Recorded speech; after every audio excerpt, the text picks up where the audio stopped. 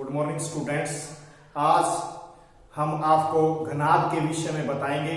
घनाभ एक तीन विमाओं से बनी हुई आकृति होती है, त्रिविमीय आकृति होती है।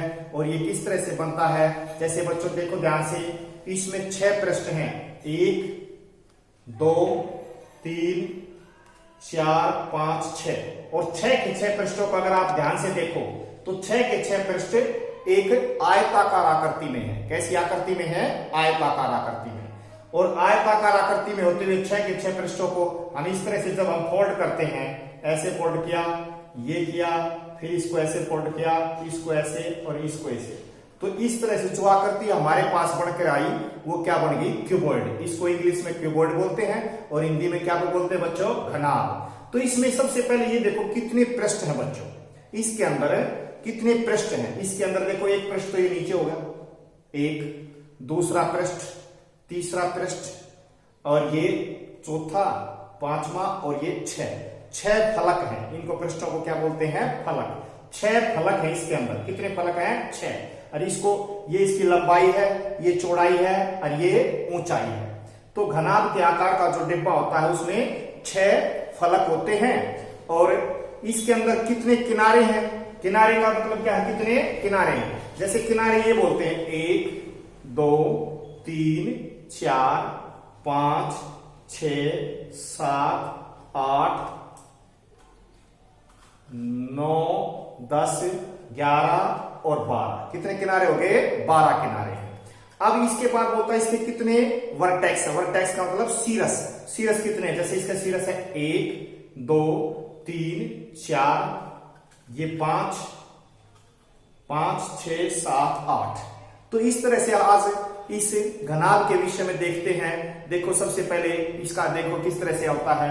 घनाभ इस तरह की आकृति होती है जिसके अंदर देखो सीरस कैसे होते हैं? सीरस 1 2 3 4 5 6 7 8 कितने हो गए? सीरस। इसको इंग्लिश में वर्टेक्स बोलते हैं। इसके बाद है किनारे। किनारे देखो, एक किनारा, 2 3 4 तो ये हो गए 5 6 7 8 9 10 11 12 किनारे हो गए। कितने किनारे हो गए बच्चों? 12 किनारे। अब फलक जो होता है, फलक होता है फेसिस। फेसिस कितने इसमें? एक ये नीचे बना हुआ है फेस, एक इसके ऊपर 2, एक इस साइड में 3, एक इस साइड में 4, एक इस साइड में 5 और एक है 6 सामने वाला। तो कितने फलक हो गए इसके? 6 फलक हो गए। अब सबसे पहले आता है घनाभ का संपूर्ण पृष्ठीय क्षेत्रफल। संपूर्ण पृष्ठ का मतलब होता है सारे के सारे पृष्ठों का क्षेत्रफल। जैसे ये घनाभ था, इसके सारे पृष्ठों का क्षेत्रफल निकालना है। ये इसकी लंबाई है, ये इसकी चौड़ाई है। तो इसका क्षेत्रफल जो होगा वो क्या होगा? लंबाई गुणा चौड़ाई, क्योंकि ये आयत है। आयत का क्षेत्रफल बच्चों तुम अच्छी तरह से जानते हो क्या होता है? लंबाई गुणा चौड़ाई। तो ये इसकी लंबाई है और ये इसकी चौड़ाई है। तो इसका क्षेत्रफल होगा लंबाई गुणा चौड़ाई, L गुणा B। तो L गुणा B इसका और L गुणा B ही इसका। तो इसको L गुणा B कितने बार आ गया? 2 इंटू L गुणा B, 2 बार आ गया। एक ये। अब ये इसकी क्या थी? लंबाई। और ये क्या थी? ऊंचाई। तो लंबाई और ऊंचाई को कितने बार गुणा कर रखा है? एक बार यहां और एक बार ये पीछे वाला पृष्ठ। ये दोनों पृष्ठ एक जैसे हैं, इसके कैसे आएंगे? लंबाई गुणा ऊंचाई।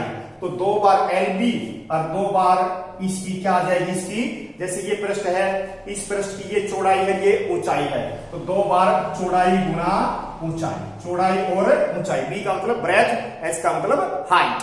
और 2 बार क्या? ये इस पृष्ठ का आ गया, इस पृष्ठ का आ गया, इसका आ गया, इसका आ गया, अब इसका रह गया। तो 2, ये क्या है? लंबाई गुणा ऊंचाई। तो इसका क्षेत्रफल लंबाई गुणा ऊंचाई और इसके पीछे वाले का क्षेत्रफल क्या होगा? लंबाई गुणा ऊंचाई। और 2 बार क्या आ गया? 2 बार HL। 2 बार क्या आ गया? HL। अब इन दोनों में से, इन तीनों में से 2 बार क्या है? कॉमन है। कॉमन का मतलब हर जगह है। तो 2LB जमा BH जमा में HL। L का मतलब लेंथ, B का मतलब ब्रेथ, H का मतलब हाइट। तो ये फार्मूला होगा संपूर्ण पृष्ठ का क्षेत्रफल। अब इसके वक्र पृष्ठ का क्षेत्रफल निकालना हो तो वक्र पृष्ठ के क्षेत्रफल में हम क्या करते हैं? ये है इसकी लंबाई गुणा चौड़ाई।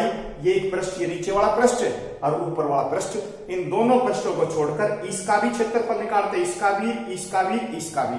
इसका क्षेत्रफल क्या होगा? लंबाई गुणा ऊंचाई। तो 2 बार LH जमा में। और इसका क्षेत्रफल क्या होगा, चौड़ाई गुणा ऊंचाई, 2 बार चौड़ाई गुणा ऊंचाई। तो इन दोनों में से 2h क्या आ जाएगा कॉमन, और ये l जमा b। तो वक्र पृष्ठ का मतलब क्या है, नीचे वाले पृष्ठ और ऊपर वाले पृष्ठ को छोड़कर बाकी चारों पृष्ठ के क्षेत्रफल को क्या बोलते हैं, वक्र पृष्ठ के क्षेत्रफल। तो लंबाई गुणा ऊंचाई, एक बार ये एक बार ये, चौड़ाई गुणा ऊंचाई, एक बार ये एक बार ये। तो ये दोनों क्या आ गए, 2h इन दोनों में से कॉमन ले लिया, यहां बच गया l और यहां बच गया b।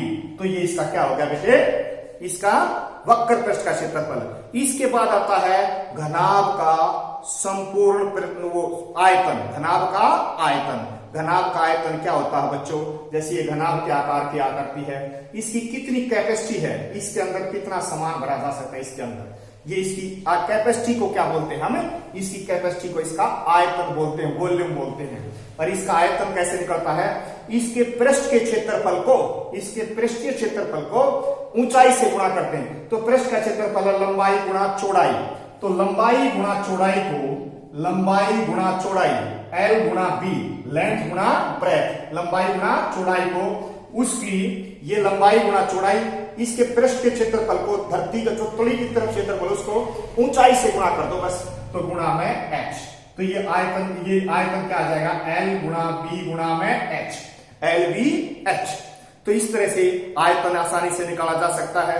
अब इसके बाद एक देखिए आयलर सूत्र है जो कि सभी त्रिविमीय आकृतियों के लिए लागू होता है।